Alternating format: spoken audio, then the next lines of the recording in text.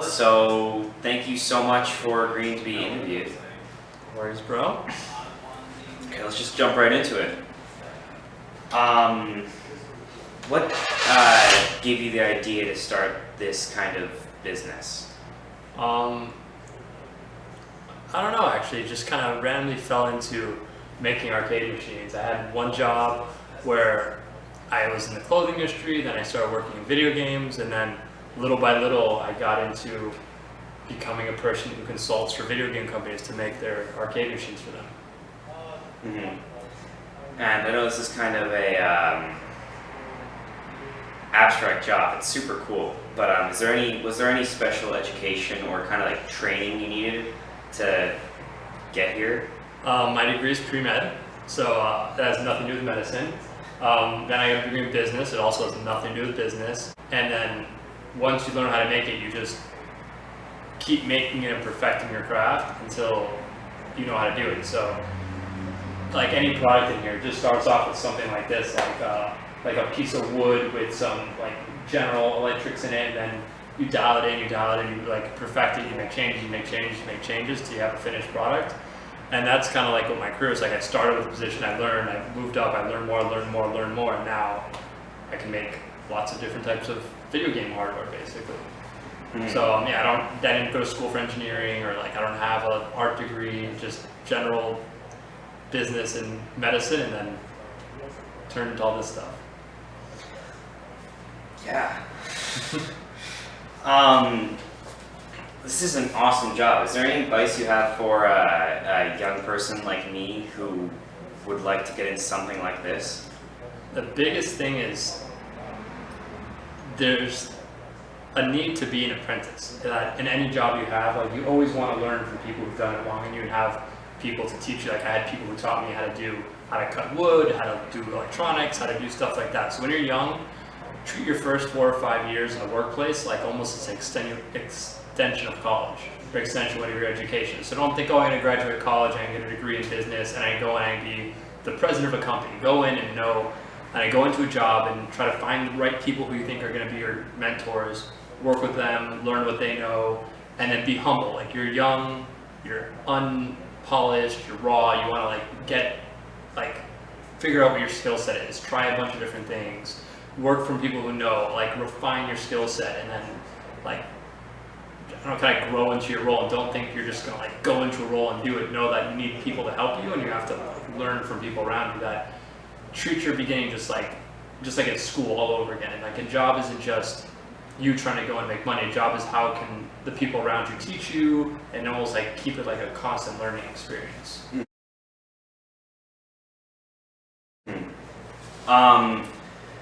What was your first job before this, like first job? And was there anything you really got out of it?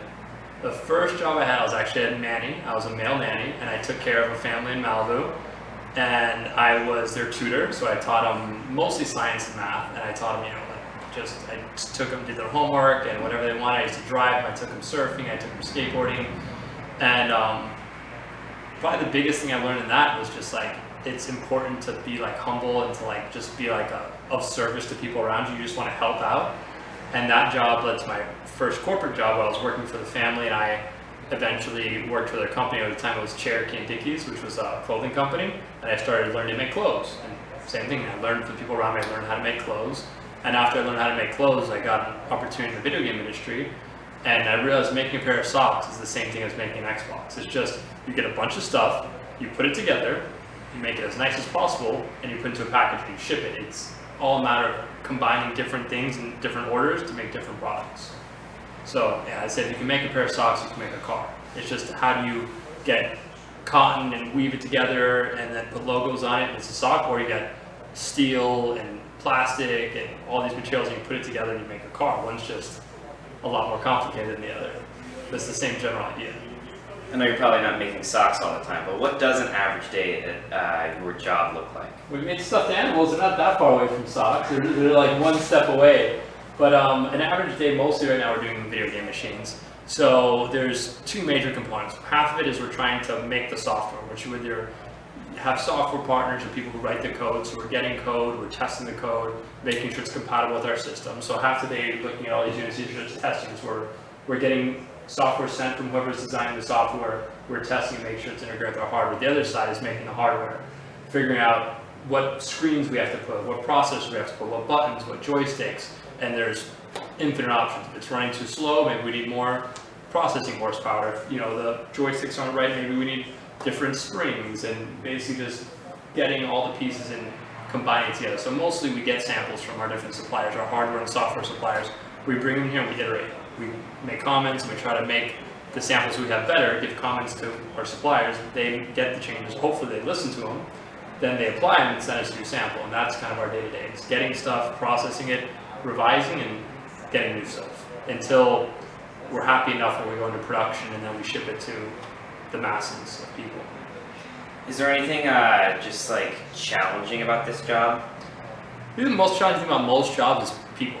Like, making the toys is fun, you're getting stuff, you're playing video games, it's great. The hardest thing is, one of our guys thinks the side should be blue and I think the side should be red. Or I think the joystick works fine, he's like, oh, it's too clicky. So I think the hardest thing is that with most companies, a lot of times there's too many cooks in the kitchen and everybody has their idea of how to get the product from the beginning to the end, and dealing with everybody's opinions. Like, you can't just say, my opinion's the best, everything I do is my way, and everybody else is dumb, because then you won't work. You have to listen to everybody's feedback, and sometimes people have complete opposite viewpoints, and you have to deal with all these people over here saying this product should be this way, these people are saying the product should be this way, I feel the product should be this way, and how to get everybody's opinion and then get a product to market. And it's challenging because then people's feelings get hurt and you have to be conscious and mindful, and you have conference calls which are boring, and then you have to get through a lot of, I'd say, like, the human element is probably the hardest part of this.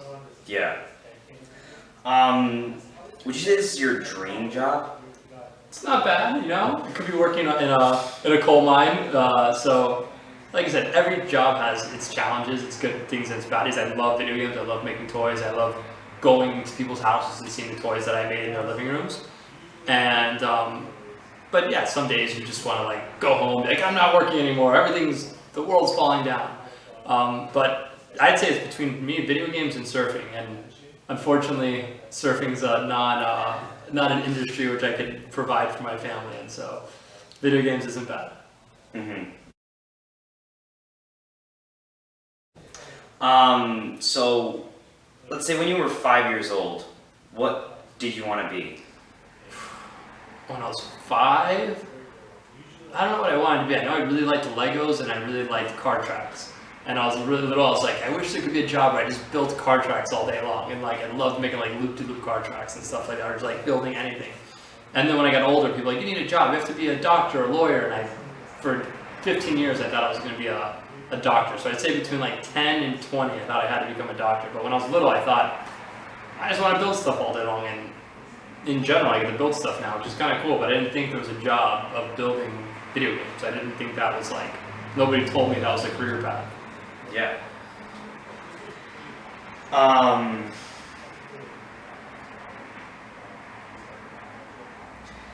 You ready for the final question? Go for it, bro. What does success mean to you?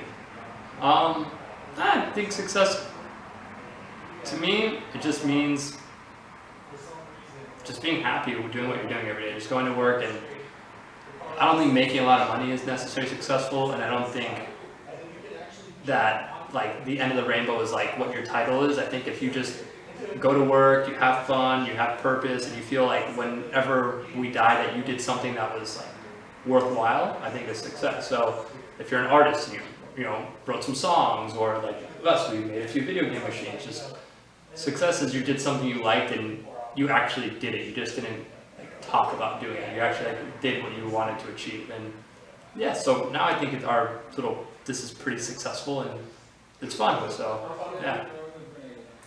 Okay, well, thank you so much for letting me interview you. This has been awesome, getting to be in this super cool office. You too could have an office like this Someday. Oh man. Alright.